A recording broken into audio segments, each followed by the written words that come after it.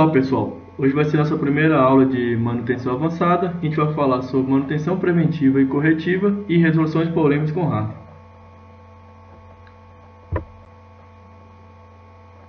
Nessa aula a gente vai ver sobre o que é resolução de problemas de computador e o conceito de manutenção corretiva e manutenção preventiva. E depois, na segunda parte dessa aula, a gente vai ver sobre os problemas que mais acontecem no hardware.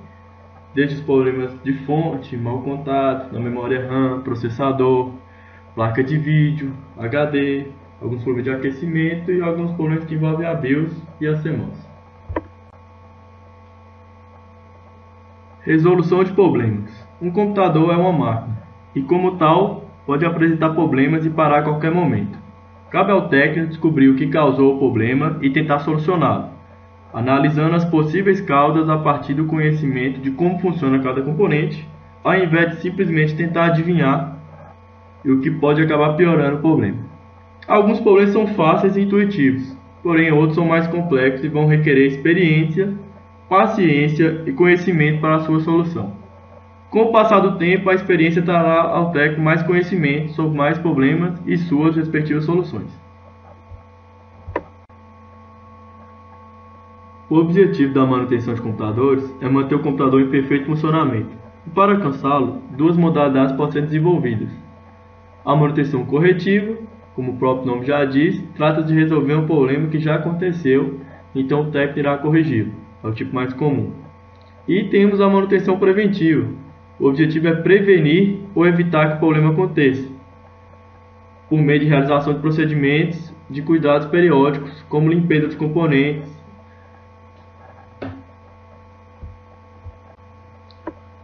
e algumas empresas já reconheceram essa importância da manutenção preventiva para evitar problemas mais graves. Então, manutenção corretiva, por exemplo, você tem um problema lá no HD, você vai lá e troca o disco.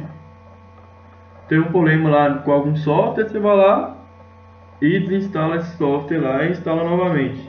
A preventiva, você vai fazendo o quê? Para evitar problemas com HD, que eventualmente pode vir a acontecer, você pode fazer backup dos dados regularmente, você sempre copiando os dados para outro local. No dia que, se o HD vier falhar, você consegue, você ainda mantém seus dados. Limpeza dos componentes. Então você sempre tem que dar uma limpeza no gabinete para evitar que acumule poeira e acaba atrapalhando a parte de refrigeração e o computador não vai travar por causa de poeira, que acontece muitas vezes. Outra medida também é a atualização de segurança, atualização do antivírus. Então, quando você mantém atualizado, você vai ter o risco de você pegar um vírus e comprometer o funcionamento do computador vai ser menor.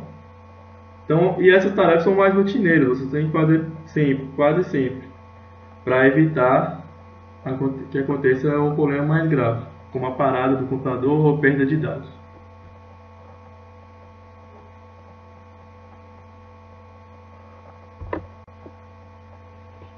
Vamos iniciar pela manutenção corretiva. A manutenção corretiva é necessária quando o componente de hardware ou algum software apresenta defeito, causando a parada total ou parcial do equipamento. Então, já que tem esse nível de gravidade, a gente pode classificar. Então, a gente pode classificar o nível de gravidade do problema com relação a quanto ele compromete o funcionamento do equipamento e ainda identificar quais componentes de hardware podem ser os responsáveis.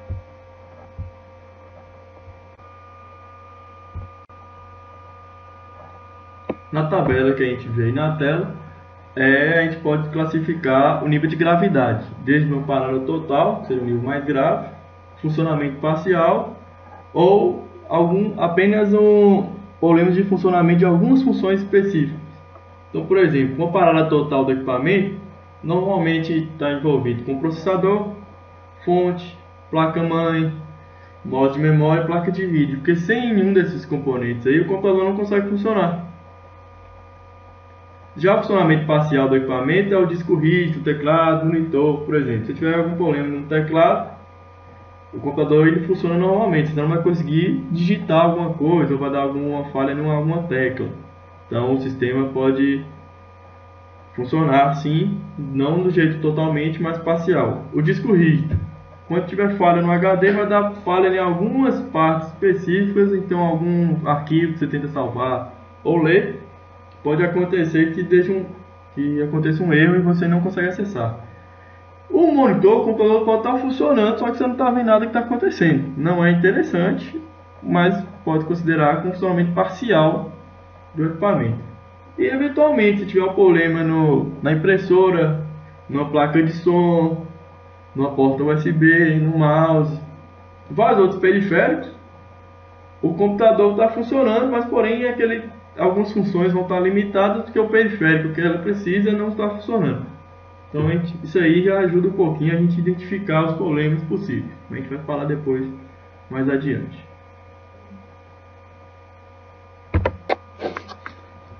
Nem sempre a manutenção corretiva significa que temos que desmontar o computador, retirar ou substituir algum componente de hardware.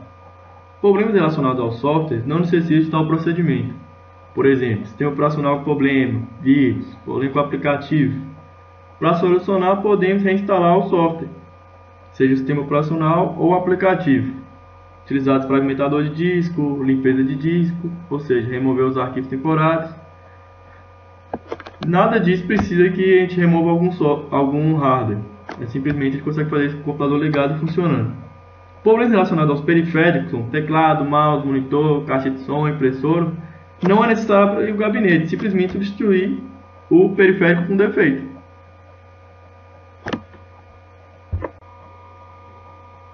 Porém, se for identificado que o problema está em um dos componentes de hardware internos ao gabinete, por exemplo, HD, memória RAM, processador, fonte, placa de vídeo, a abertura do gabinete e eventual desmontagem devem seguir os cuidados recomendados nas aulas de manutenção básica.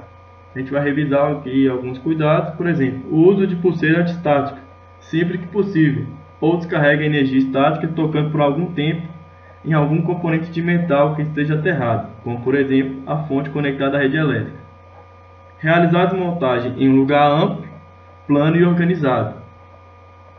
Uso das ferramentas apropriadas, por exemplo, para tratar os parafusos, remover os parafusos e anotar o local de conexão dos cabos, principalmente os dos botões do gabinete e do painel frontal e onde ficam conectados os HDs, drive CDs e o dispositivo interno lá e os cabos, tanto de força como de alimentação. Na imagem aí a gente pode ver como é utilizada a pulseira antistática, ou eventualmente, se você não conseguir ter essa pulseira, você pode descarregar a energia estática tocando na fonte, por exemplo, ligada à energia elétrica, para poder descarregar a energia estática, que pode causar a queima dos componentes eletrônicos quando você toca.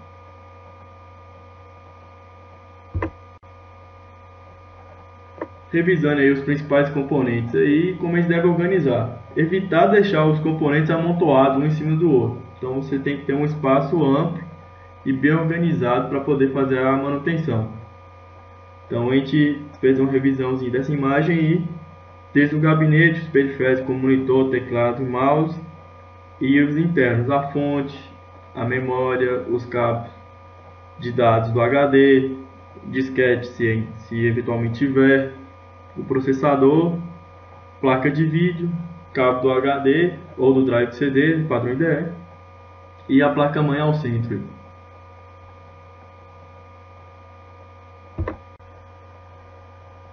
Nessa imagem aí a gente chama a atenção aos tipos de parafusos diferentes para cada tipo de equipamento.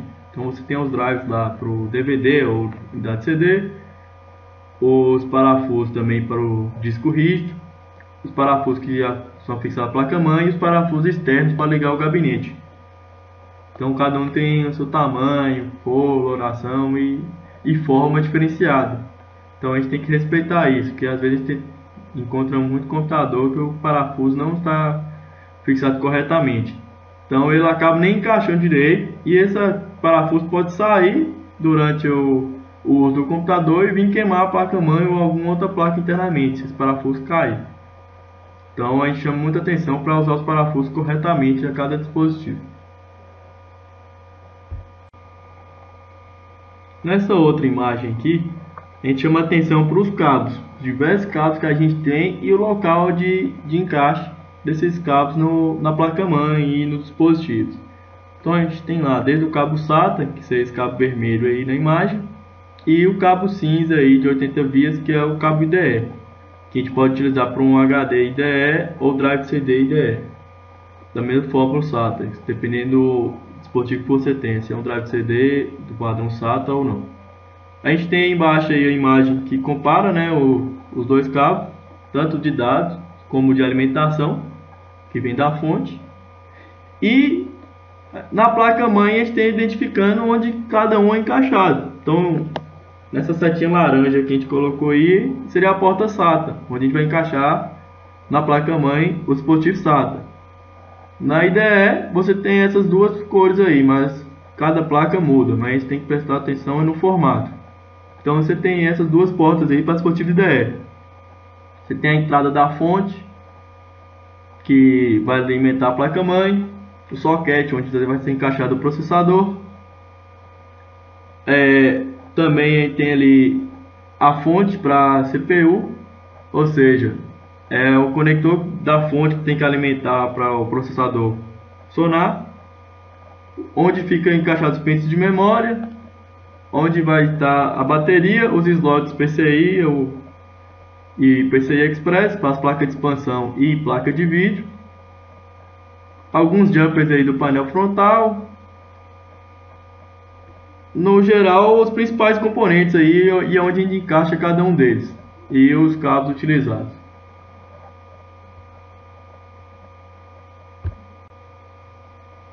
Então agora a gente vai falar sobre manutenção preventiva. A manutenção preventiva diz respeito a procedimentos que visam proteger o seu equipamento contra problemas futuros. A gente pode dividir também na parte de hardware e software. A manutenção preventiva do ponto de vista de software seria cuidados preventivos como varredura de arquivos com antivírus e anti-spyware, atualização de segurança de programas e do sistema operacional e realização de backup, cópia de segurança dos dados armazenados. Como manutenção preventiva na parte de hardware, envolve a utilização de no-break, estabilizadores, uso de capa para proteção de teclados, mouse, impressora, monitor contra poeira, e cuidados avançados como limpeza dos componentes internos para remoção de poeira, seria do cooler, da placa-mãe em si, dos pentes de memória. Essa limpeza mesmo que a gente pode regularmente fazer para remover a poeira que acumula dentro do gabinete.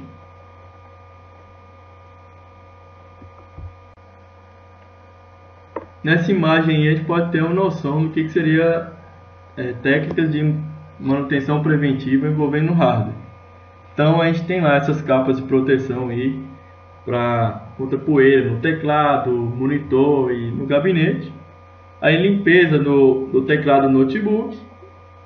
A gente pode ter esse compressor de ar aí para tirar a poeira e dentro do gabinete a quantidade de poeira que é acumulado. Então a gente pode utilizar essas ferramentas aí para poder tirar essa sujeira do cooler, por exemplo. Provavelmente esse computador aí com essa quantidade de terra, se travou, a gente já consegue ver porque, né? O cooler dificilmente consegue girar na velocidade específica para poder refrigerar o processador com essa quantidade enorme de poeira. Então a gente tem que ter esses cuidados aí preventivos. Pessoal, a gente vai falar mais sobre o problema com o hardware mesmo. Então é essencial saber quando o hardware apresenta problema, para que seja possível diagnosticar o problema que o computador está tendo. Então, por exemplo, a gente tem que identificar as fases do computador, desde desligar até o sistema operacional estar funcionando. Então, dependendo de quando o problema acontece, a gente consegue isolar a falha. Por exemplo, quando ligamos o computador, entra em ação a BIOS e são feitas uma bateria de testes, que a gente viu lá em manutenção básica, que é o POST, que faz vários testes nos componentes de hardware. Então, se acontece um problema nessa etapa, são exclusivamente de hardware. E algumas causas possíveis são montagem incorreta, defeito do próprio hardware ou alguma configuração incorreta no setup. Então a gente pode isolar aí que isso aí ainda não tem nada a ver com a parte de software, de aplicativos. Se deu problema nessa parte do post ainda, normalmente é problema de montagem ou algum defeito no próprio hardware.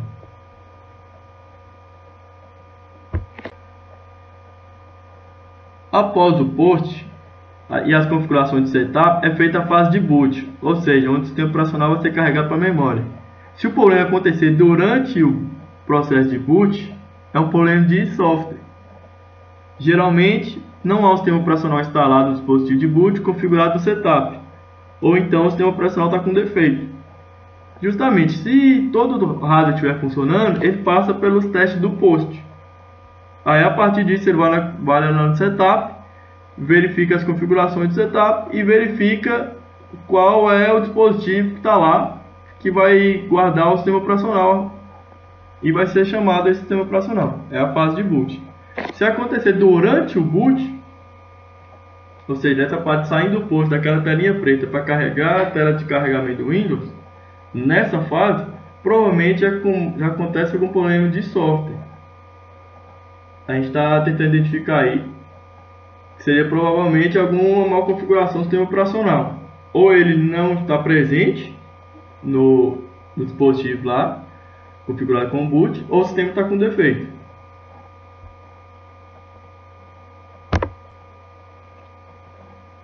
E se o problema acontecer após a fase de boot, ou seja, após o carregamento do sistema operacional, o problema pode ser tanto de hardware quanto de software.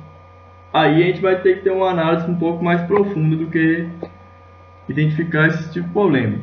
Sintoma: pode ser travamento, congelamento do sistema, reinício automático sem aviso ou motivo aparente, mensagem de erro em programas ou no próprio sistema operacional. Então, o que pode causar essas falhas aí durante o sistema operacional? Pode ser problema de memória RAM com defeito, ou HD com defeito, ou o próprio sistema operacional, algum aplicativo está com defeito. Então, quando o sistema trava, pode ser o que? Memória RAM da tela azul, alguma coisa. HD com defeito, o sistema operacional precisa salvar os arquivos e eventualmente aquele setor que ele está tentando acessar não está disponível, vai gerar algum erro.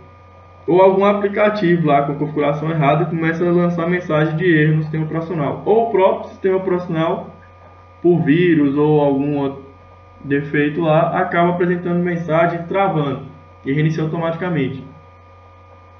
Então, nessa fase aí, a gente já não consegue isolar exatamente qual é o problema. A gente precisa ter uma análise mais profunda para conseguir resolver esse tipo de problema.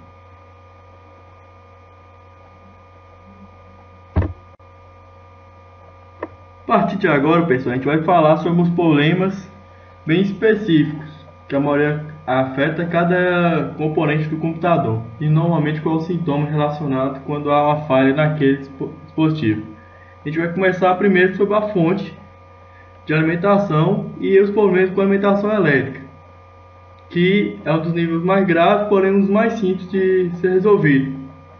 Porque, por exemplo, ele vai causar, naquele nível de gravidade, ele vai causar a parada total do sistema, porque o computador não liga, ou se liga e fica travando. Então, primeiro problema: o usuário não ligou o cabo de alimentação corretamente na tomada. Quando a gente trabalha como técnico dentro de alguma empresa, às vezes a gente se esbarra com esse tipo de situação. A tomada fica atrás de uma mesa ou debaixo da mesa, então ninguém nem repara que ela está lá. Chega e liga o computador diretamente. E se o computador não liga, ele já chama o suporte técnico para ver o que se trata. Então, a primeira coisa que a gente faz quando o computador não liga é verificar se está conectado à tomada. Se tiver, é só ligar corretamente. Ligar o cabo lá certinho. Problema 2. O computador está conectado corretamente, mas não liga. Então a gente pode ver outra coisa. A gente verificar se a posição da chave da fonte está na tensão correta. Tem aquela chave, as fontes modernas têm aquele chaveamento lá, 110 ou 220. Verificar se está na posição compatível com a rede elétrica do local. Observação: em um local com uma rede 220, não deixar a chave na posição 110, porque pode queimar. Ao contrário, se você tiver no lugar, a chave estiver na posição 220 e você ligar numa rede 110, às vezes o computador até funciona, não deveria, porque não está no correto, mas pelo menos está funcionando abaixo do que ele suporta. Então pode ser que o sistema consiga até funcionar, Mas o caso contrário, botar uma 110 sobre, vai ter uma sobretensão. Então vai passar sobre o limite que ele está esperando e acabar queimando o componente. Outro problema possível de acontecer quando o computador não liga é que o computador está ligado direto à tomada, mas mesmo assim não liga. Então a gente tem que verificar se a tomada está energizada. Como? A gente pode testar outro equipamento na mesma tomada e ver se funciona. Ou testar se a fonte está funcionando, testando a fonte em outro computador ou substituindo a fonte por outro. Então, os motivos do computador não estar ligando, normalmente é a questão da fonte ou a energia elétrica. Então você vai verificar se a tomada realmente tem energia. Caso a tomada esteja funcionando, você vai testar se a fonte que você está utilizando está funcionando ou não. Ou testando ela em outro computador, ou colocando um que você tem certeza que está funcionando. E depois a gente vai mostrar outro teste que a gente pode fazer com a fonte, sem necessário um computador. Outro problema também, o computador pode estar ligado a um no-break ou estabilizador, porém mesmo assim não liga. Mas a fonte você tem certeza que está funcionando, porque já foi testado em outra tomada. Então você tem que verificar agora o ponto de falha aí, deve ser o estabilizador ou o no-break. Então você vai testar ele ligando outro equipamento nele, para ver se não é só no computador. E esses equipamentos, quando vem a queimar, ele tem um fusível que desativa ele. Então você tem que verificar se esse fusível foi queimado. Se o fusível estiver funcionando, ele funciona. No dia que acontece alguma sobretensão, por motivo de segurança, esse fusível queima e corta a corrente, não passa mais nada. Então você tem que verificar se o fusível do equipamento não está queimado. Se for, substituir o fusível. Se não, substituir o equipamento mesmo, se for detectado que o problema realmente está nesse filtro de linha, no break ou estabilizador. Então, normalmente, situações onde não liga, tem essas situações aí. Ou o computador nem está ligado à tomada, a tomada pode não estar funcionando, ou a fonte está com problema, ou ainda, se ele está ligado no estabilizador no break, o problema pode ser justamente nesse equipamento. A gente tem que ver se o fusível dele está funcionando, testar ele com outros equipamentos, e assim a gente vai eliminando a causa do problema relacionada à fonte de alimentação. Ou ainda, o computador não liga, mas você tem certeza que a rede elétrica está funcionando, porém só o computador não liga. Você já testou no break, a fonte e a tomada. Então, pode ter feito um problema de montagem. Verificar se o botão liga e desliga do gabinete está ligado corretamente. Então a gente chama sempre atenção para aquele problema do painel frontal lá. Uma situação pode ser essa: foi montado incorretamente, aí o botão não está sendo acionado. E verificar se o cabo da fonte está conectado à placa-mãe e ao processador. Porque se tem a fonte instalada, mas o cabo não está ligado na placa-mãe, não vai ser, os outros componentes não vão ser alimentados, então o computador não consegue ligar. Então o que a gente pode prestar atenção é nesses cabos aí que ligam a fonte ao processador e a placa-mãe e os outros dispositivos lá. A gente tem que prestar atenção também.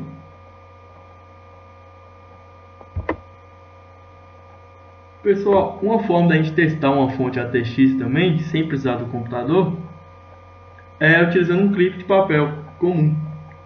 Só que a gente vai abrir esse clipe e encaixar no pino verde e em um dos pinos pretos, um dos fios pretos da fonte. Então, como pode ver na imagem aí, a gente pode encaixar um lado na entrada do cabo verde, que seria o power on, você simular o botão power on lá, e o outro em qualquer entrada do cabo preto, seja a parte de aterramento. Aí agora você pode ligar a fonte na tomada e vai ver que o cooler dela vai começar a girar.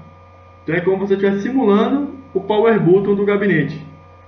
E se ligar a fonte da tomada. Se a energia tiver, realmente se a fonte estiver funcionando, para ver se provavelmente está passando corrente, você consegue fazer esse teste sem precisar de montar em outro computador essa fonte. Você pode simular esse power button simplesmente com a fonte, um cabo de energia, um clipe de papel e ligar na tomada.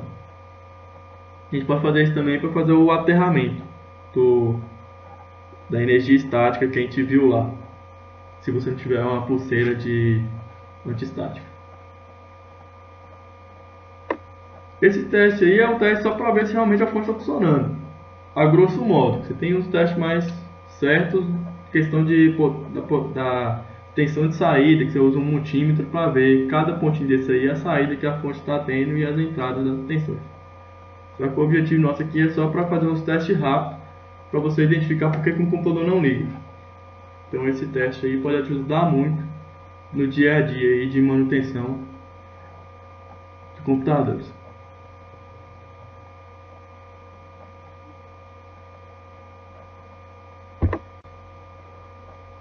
Nessa outra figura aí, o objetivo é a gente prestar atenção nos cabos de alimentação externa. Ou seja, o monitor tem um cabo de alimentação que precisa ser ligado à tomada. A fonte lá do gabinete tem um cabo de alimentação. Você tem que prestar atenção também nos cabos de vídeo do monitor com a placa de vídeo no gabinete. Então todos esses cabos aí tem que estar prestando atenção neles, que eventualmente o gabinete pode estar funcionando, mas se o cabo de vídeo estiver frouxo, a pessoa não vai ver o monitor ligando e aparecendo nada, vai falar que o computador não está funcionando. Ou se esse cabo estiver encaixado de forma errada ou frouxa. Então a gente tem que reparar também nesses cabos aí quando o sintoma, quando a pessoa fala assim, o computador não liga. O gabinete pode estar ligado, mas o monitor não. Vai parecer que o computador não ligou. Apesar dele emitir barulho, mas às vezes a gente acontece isso aí. Então é bom a gente checar esses cabos aí, estão ligados na tomada, ou no estabilizador, ou no break, ou filtro de linha. Então é só para dar uma noção aqui que a gente tem que prestar atenção nesses outros cabos também, do monitor, de outros dispositivos aí, para a gente ter certeza se está alimentado, se está passando energia, tudo certinho.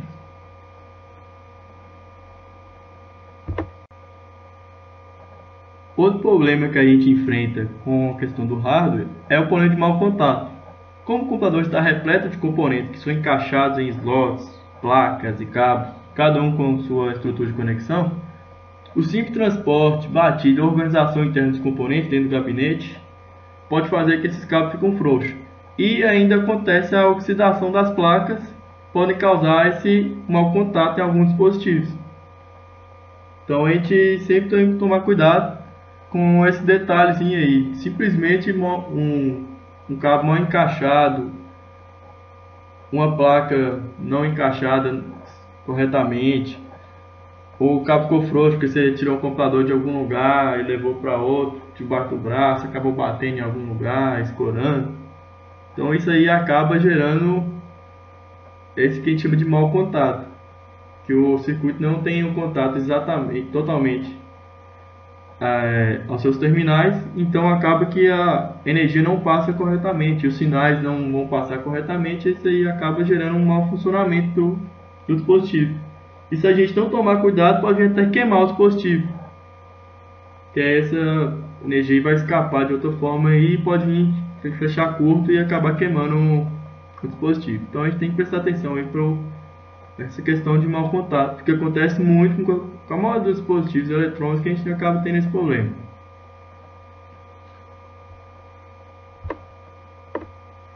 Para ilustrar as situações onde pode acontecer o mau contato, a gente tem aí, ó, na primeira figura a gente tem os pentes de memória mal encaixados no slot. Nessa figura no meio a gente teria uma placa de expansão, por exemplo, uma placa de vídeo mal encaixada. E ainda a gente tem aí um drive CD com cabo IDE frouxo, mal encaixado. Então esse cabo aí, o setup provavelmente não está reconhecendo essa unidade. E se eu depender do CD para alguma coisa, ia falar que o CD não está disponível. E você poder condenar o equipamento, mas de fato o que aconteceu foi que o cabo ficou frouxo, mal encaixado. Então a gente tem que prestar atenção na forma de encaixar corretamente os equipamentos. As memórias, principalmente, tem essas travinhas aí, justamente para poder fixar bem o pente de memória, o módulo no seu socket específico.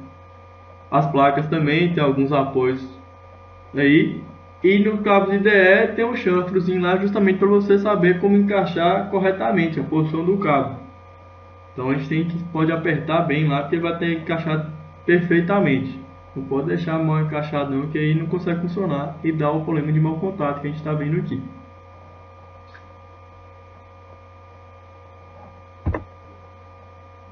Com relação aos problemas de mau contato, a gente tem lá o mau contato em cabo ou dispositivo. Então a gente tem o mau contato em cabo e dispositivo. O que a gente pode fazer para solucionar? Remover os cabos dispositivos e reconectá-los novamente, tomando cuidado que o mau contato pode levar a queima do dispositivo. E outra situação que gera mau contato é a oxidação, que dá mau contato nas placas, nos terminais mesmo da placa. Então a gente tem que remover essa oxidação e descontato das placas ou pentes de memória, por exemplo, com spray limpa contato ou até com uso de borracha mesmo. Você pode utilizar aquela borracha que a gente usa na escola, com material escolar, passando apenas nos circuitos, nos terminais dos circuitos das placas ou pente de memória, que aquilo aí você consegue remover essas oxidações. E depois a gente testa novamente para ver se a memória está realmente funcionando ou o problema do mau contato foi resolvido. Então, o problema de mau contato ou é a oxidação, que a gente pode usar o spray limpa contato ou borracha para limpar esses contatos, ou está mal encaixado. O dispositivo lá tem a porção correta e algumas travinhas lá que você escuta quando está encaixado exatamente. Então a gente tem que fazer sempre os cabos de alimentação, de dados, de todo o dispositivo tem que ser bem encaixado, e as placas também tem que ser encaixadas, e aquelas travinhas laterais que tem próximo ao soquete dessas placas servem para isso, para auxiliar essa fixação correta do dispositivo à placa mãe. Tá aí na imagem para ajudar a gente a explicar a situação, tá aí o spray limpa contato e na imagem a gente pode ver alguém utilizando uma borracha para limpeza dos terminais com pente de memória, para remover a oxidação. São essas ferramentas aí que pode fazer parte do seu kit aí de manutenção, porque provavelmente você vai precisar. Durante até a fase de manutenção preventiva, que a gente tem que limpar os componentes, a gente pode utilizar essas atitudes aí, de passar limpa contato nas placas ou borracha, para limpar as impurezas e qualquer coisa lá que deve estar gerando mau contato nos circuitos. Agora a gente vai falar dos problemas com a memória. Então, o problema com a memória e o que ela pode causar no computador. Reinício do computador, travamento do sistema, impedir que o computador inicie normalmente. Durante o post, mensagem de erro pode acontecer, ou até sinais sonoros, geralmente 3 bips longos, serem emitidos e identificam problemas com a memória RAM. Então, durante a fase de post, lá que faz os testes dos principais componentes, os componentes fundamentais incluem processador, placa de vídeo e memória. Então, eventualmente, se acontece algum problema nesses dispositivos primordiais, acontece alguns bips. Se o alto-falante também estiver configurado exatamente certinho, ele faz vários barulhos. Bip, bip, bip, bip, e fica um barulho intermitente. Normalmente, 3 bips longos são que caracterizam problemas com a memória. E como a memória é um equipamento primordial para o funcionamento do computador, o sistema operacional tem que ser carregado na memória, todos os programas que você usa são movidos para a memória, para que o processador consiga fazer às vezes as tarefas. Então, lógico que se tiver um mau funcionamento da memória, o computador ou vai reiniciar, que é o comportamento padrão quando acontece uma falha, ele se desliga e tenta iniciar normalmente, ou o sistema simplesmente travar, que ele nem vai conseguir fazer essa tarefa de tentar reiniciar, porque o sistema vai justamente travar naquela parte lá, porque o espaço de memória, talvez a instrução que precisaria para poder fazer esse reinício, está justamente no pente de memória que falhou. No caso, se você tentar ligar um computador sem memória, o computador nem liga. Vai ter esse problema lá durante do post de ficar acionando esse barulho para você identificar que o pente de memória está com um defeito. Ou eventualmente aparece alguma mensagem de post lá ele faz uma contagem da quantidade de memória. Por exemplo, pode ser que um dos pentes lá não esteja funcionando. Então você teria 2 pentes de 512, por exemplo, tinha que aparecer o total de 1 GB. Talvez apareça só 512. Então pode ser que um daqueles pentes de memória lá já está com defeito, e o post conseguiu identificar isso. Então a gente vai ver depois, aí são os problemas, os sintomas, quando a memória está com defeito. Depois a gente vai ver os problemas isoladamente como saná-los. Então, comentando lá, quando tem um problema na memória, normalmente o sintoma é o computador fica travando ou reiniciando, ou ainda um problema durante o post ou antes do boot. Então, problema 1, por exemplo, mau contato nos terminais dos modos de memória RAM. Igual a gente comentou na fase de mau contato, as placas têm que ter o circuito exatamente encaixado corretamente, sem nenhuma impureza ou algo que venha atrapalhar esse contato para poder passar as energias e os dados. Então, o pente de memória, como por ser uma placa dessa, a gente pode tentar solucionar o problema limpando os terminais de cada módulo com borracha ou spray limpa contato. Se tiver mais de um pente, você vai testar cada módulo para identificar se qual deles está com problema. E no caso de eventualmente você descobrir que um daqueles pentes está com um defeito, você substitui ele por outro. Um outro problema comum também é um módulo de memória mal encaixado. Assim como a gente viu lá o problema dos cabos, a memória, por ser uma placa também, tem que estar encaixada exatamente na forma que foi planejado. Se estiver mal encaixado, não funciona direito. Então é simplesmente verificar se o módulo está encaixado completamente e corretamente nos slots de memória da placa-mãe. Então a gente tem que ver lá certinho como é que está encaixado esse pente e tentar ver se o problema vai resolver.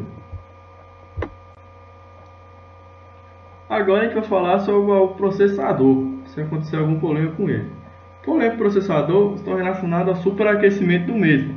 Isso faz com que o sistema trave ou nem inicie a BIOS nem o post, e nem o sistema operacional, ou seja, o computador não funciona sem o processador, porque ele que é responsável por processar todas as requisições e interações entre o hardware e software. Sem o processador, se o processador não funciona, não tem como o computador funcionar. Então, normalmente o sistema nem liga ou então emite bips, semelhante com a memória, que é para justamente avisar que os componentes fundamentais estão com falha. Então ele precisa ter algum sinal sonoro lá para emitir isso aí. A própria BIOS comanda. Então, e se o processador queimar? Raramente acontece. Os modernos já vêm com um mecanismo de controle interno lá, que quando eles começam a perceber que está superaquecendo, ele se desliga para evitar a queima. Mas aí, se o processador estiver queimado, se não tivesse esse barulho lá, mesmo assim o computador não ia funcionar. A única coisa que ia funcionar seria o cooler e a fonte de alimentação, porque o problema não é de energia. A energia vai fluir para a placa-mãe corretamente a partir dos circuitos elétricos lá, mas os outros equipamentos não vão funcionar porque depende da parte do processador de chamar e executar as tarefas de cada um. Então, normalmente o problema do processador normalmente é o superaquece, porque ele é responsável por maior quantidade de processos, de processamento, então ele trabalha numa velocidade muito alta. Isso acaba gerando uma alta temperatura. Por isso que a gente tem a necessidade do cooler e pasta térmica para poder refrigerar o processador para que ele não queime os circuitos internos dele lá.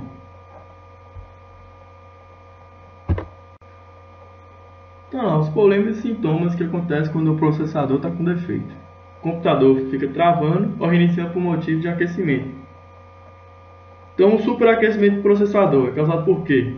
Normalmente é o cooler mal encaixado ou não funcionando.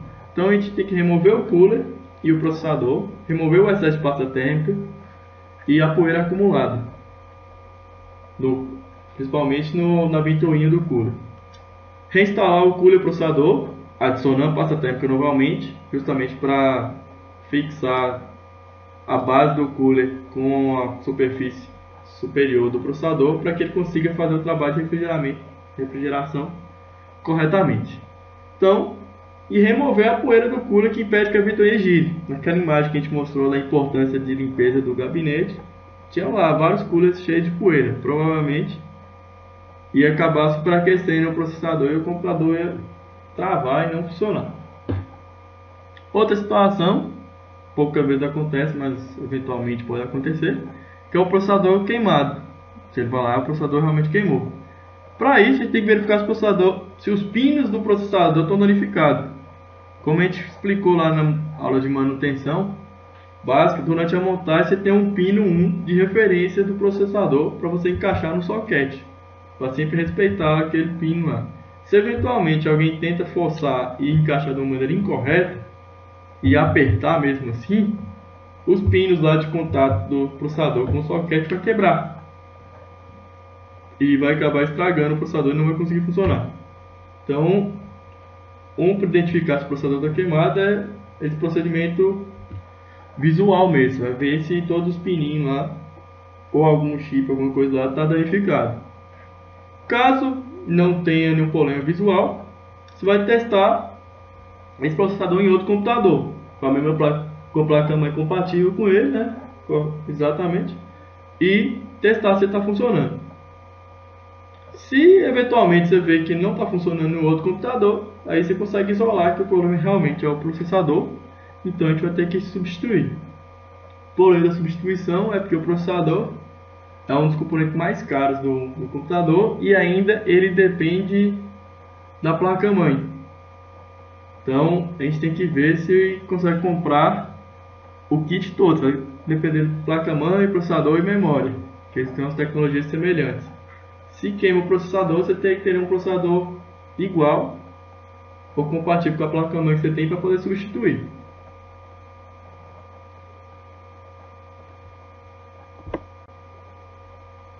Outro dispositivo aí fundamental para o computador, que se falhar você não consegue utilizar direito, é a placa de vídeo. Então, problemas da placa de vídeo podem causar defeitos na imagem do monitor, distorção, falta de cor, por exemplo, ou ausência de sinal total no monitor.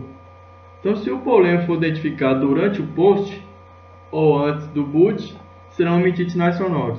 Então, igual a gente comentou lá, como não vai ter como postar uma imagem na tela, porque justamente o monitor não está funcionando, ele precisa te identificar de outra forma. Então, ele usa sinais sonoros, alguns bips intermitentes lá, para você saber que tem alguém com problema, para identificar que é, no caso, a placa de vídeo.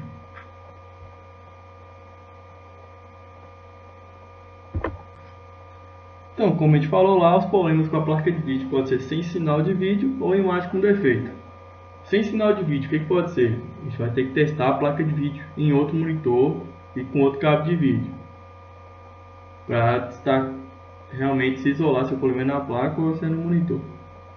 A gente vai remover a placa de vídeo e testar em outro slot, se tiver disponível lá. Se for PCI Express, pode ter lá, senão normalmente tem uma placa só para a placa de vídeo,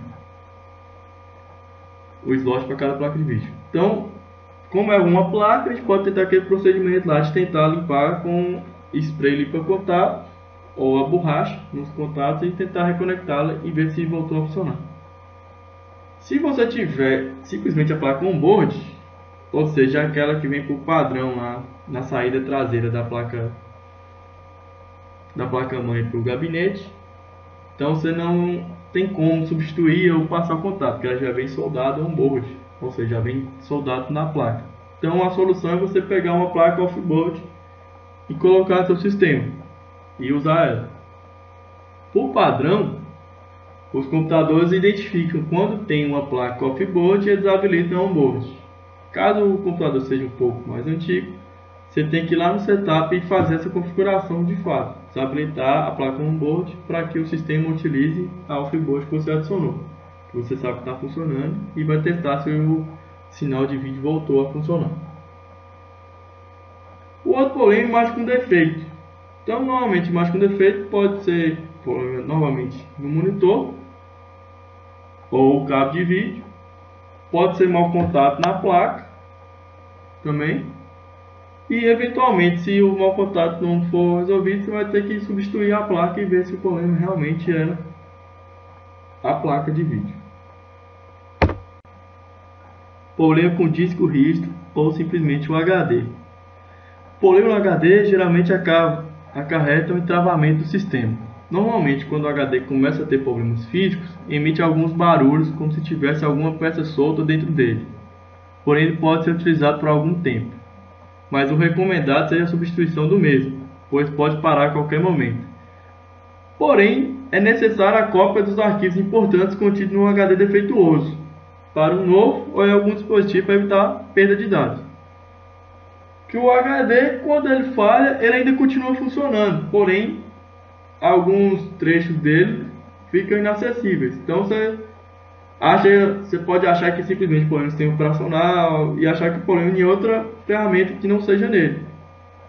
Então, e depois a gente vai ver algumas alternativas para identificar de fato os problemas do HD, que são alguns softwares lá que você consegue ver, identificar os pontos de falha no HD.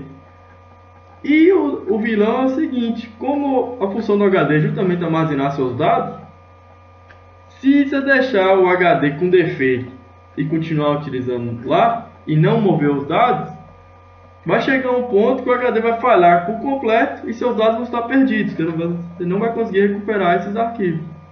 Então por isso que é extremamente recomendável, uma vez que seja detectado que o problema é no HD, já procurar alguma forma de mover os dados importantes para outro dispositivo e substituir o HD de forma mais rápida possível, para evitar que alguns documentos aí sejam perdidos.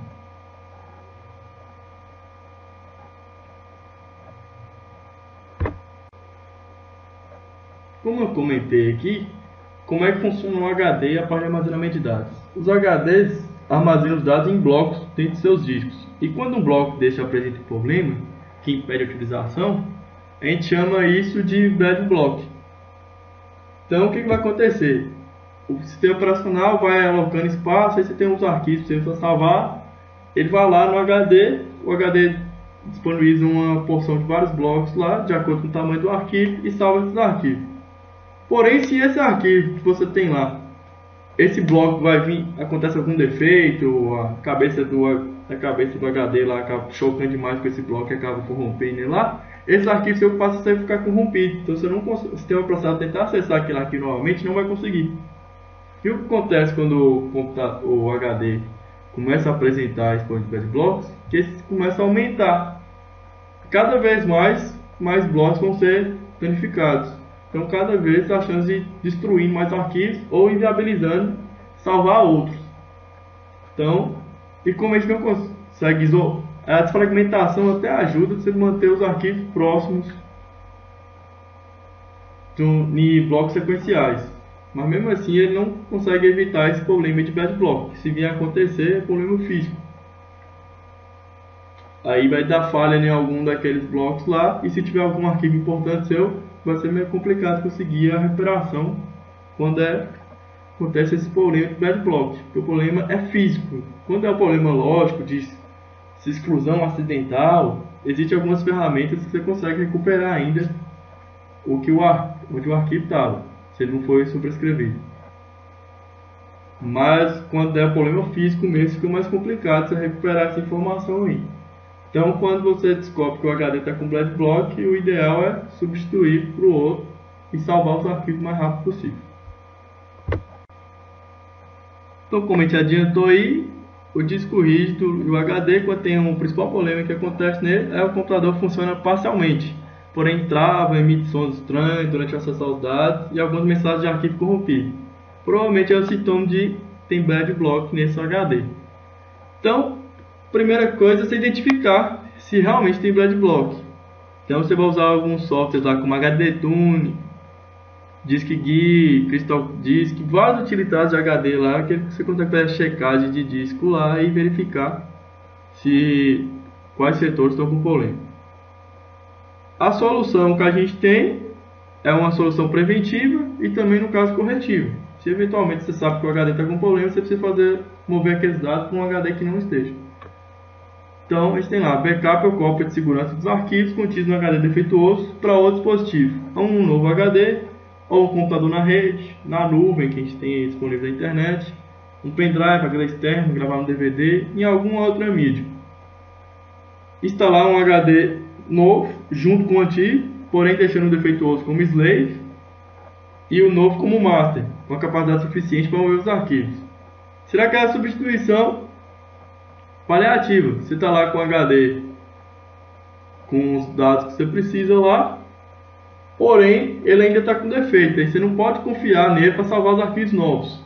Então o que você faz? Você instala um outro HD, utiliza ele, e os arquivos antigos seus você vai aos poucos migrando para esse HD novo que funciona. Aí, mas os dois HDs vão estar instalados na mesma máquina. E a recomendação que a gente tem é a substituição do HD com polema o mais rápido possível, porque você talvez não consegue garantir que você consegue salvar arquivos novos ou ter acesso aos arquivos que já estão nele.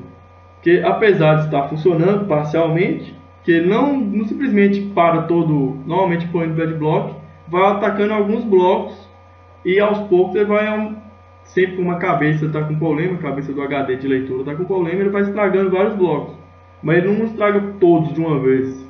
Então, quando o HD está com problema, ele vai parando parcialmente, alguns blocos estão apresentando problemas, e talvez você continue usando o HD sem perceber isso. Diferente de alguns dispositivos que ou ele funciona todo ou não funciona nada. O HD ele ainda funciona por algum tempo. Só que o ideal é fazer substituição para você não perder os dados todos. Porque você não sabe que hora que ele vai parar todo.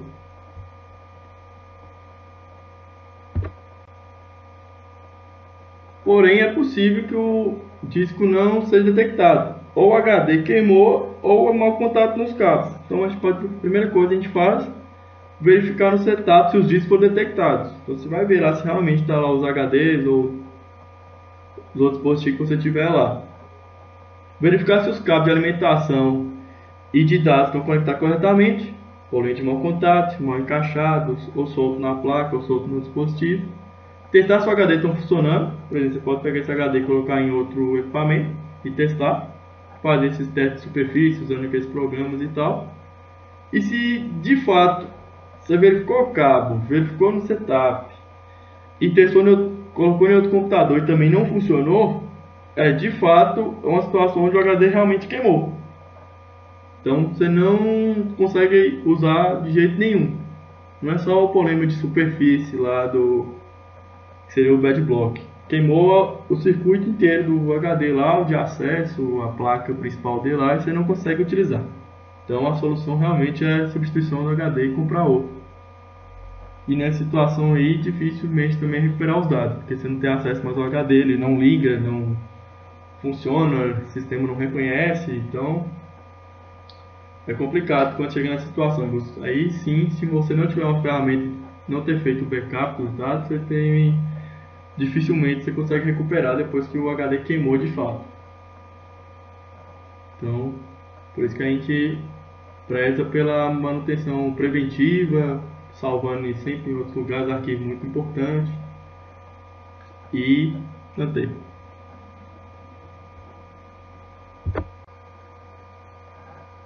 Falar um pouquinho sobre os problemas relacionados ao aquecimento. Alguns dispositivos estão sujeitos a problemas de aquecimento, como processador, fonte de alimentação, disco rígido. Então é necessário monitoramento desse dispositivo para evitar a queima dos mesmos. Problema de aquecimento pode causar travamento do sistema, queima do equipamento e desligamento. Existem programas disponíveis na internet, tanto para Windows como para Linux, para monitoramento desse dispositivo. Um exemplo aí é o software de monitoramento para temperatura, para monitorar aquecimento, esse SpeedFan aí. Então, a gente pode ver nessa telinha aí, por exemplo, que está monitorando a temperatura do processador. E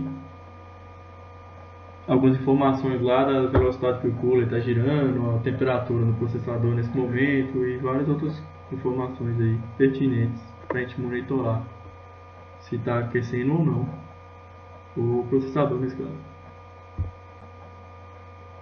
Os problemas de aquecimento aí pode ser, se for aquecimento do processador ou da fonte, devido à parada ou lentidão do funcionamento da ventoinha do cooler ou da fonte.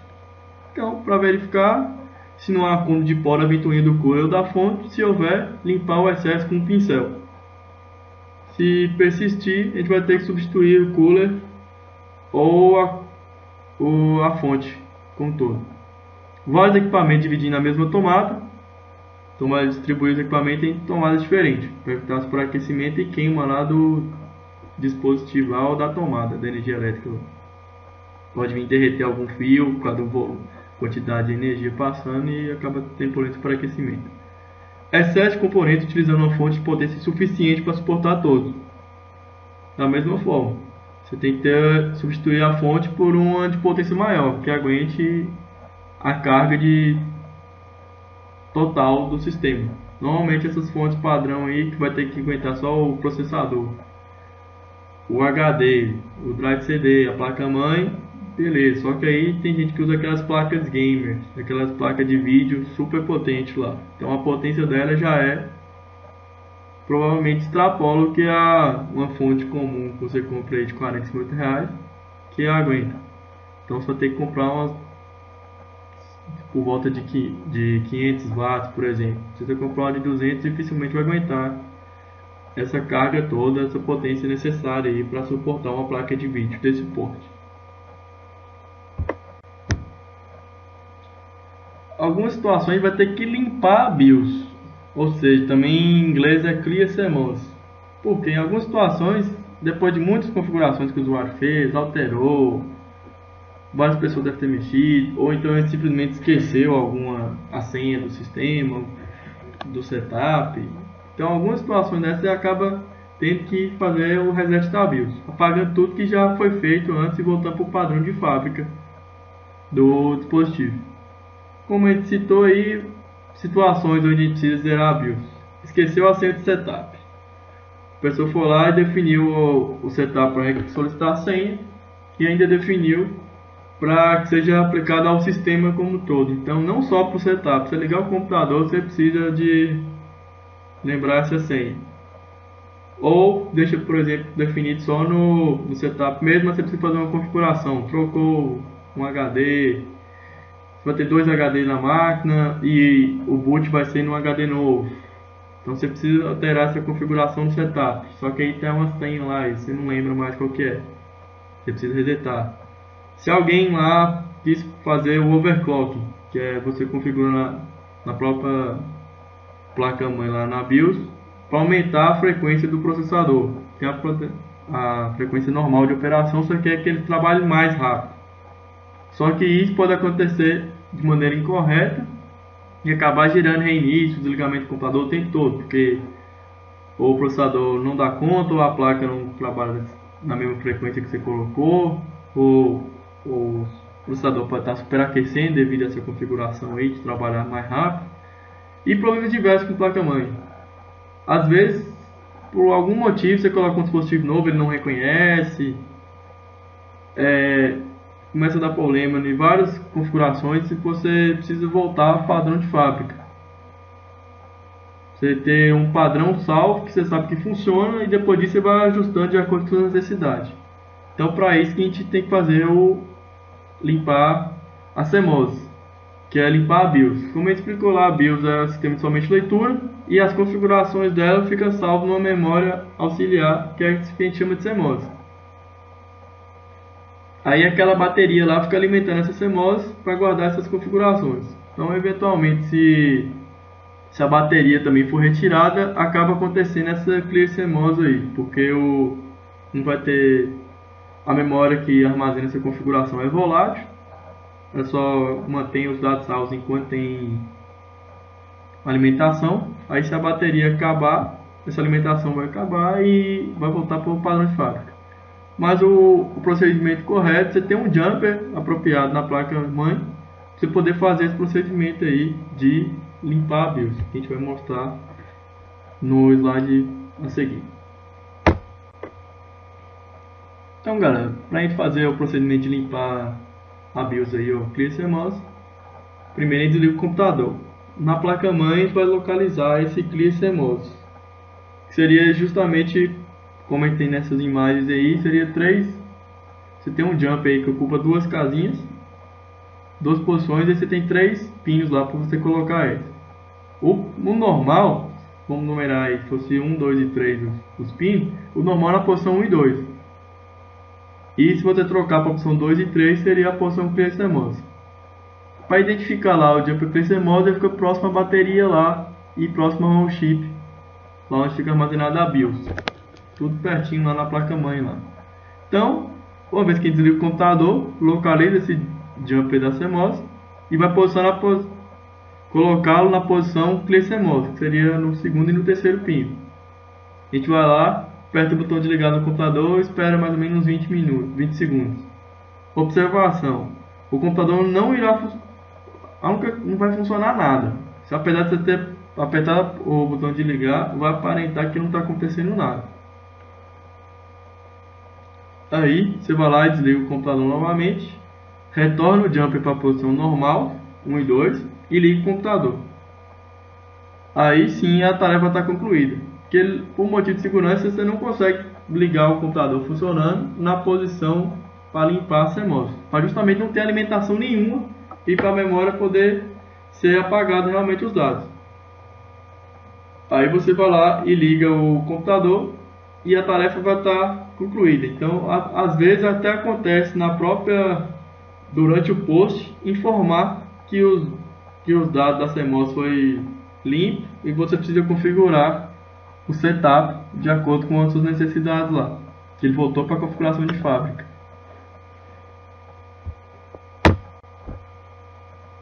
Então, galera, para revisar tudo que a gente viu nessa aula aqui, a gente viu os conceitos de manutenção, tanto que é a manutenção corretiva, ou seja, se identifica a causa e resolve o problema.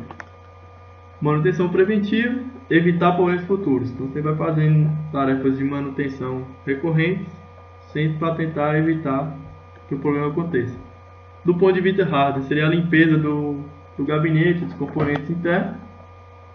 Do ponto de vista de software, backup de arquivos, atualização de antivírus, atualização do sistema operacional, dos aplicativos, limpeza de disco para apagar aqueles arquivos temporários de internet. Tudo aí é manutenção preventiva para evitar que o sistema pare. E os principais problemas de hardware que a gente encontra em cada dispositivo lá e que cada problema que acontece e os principais sintomas. Por exemplo, fonte de alimentação.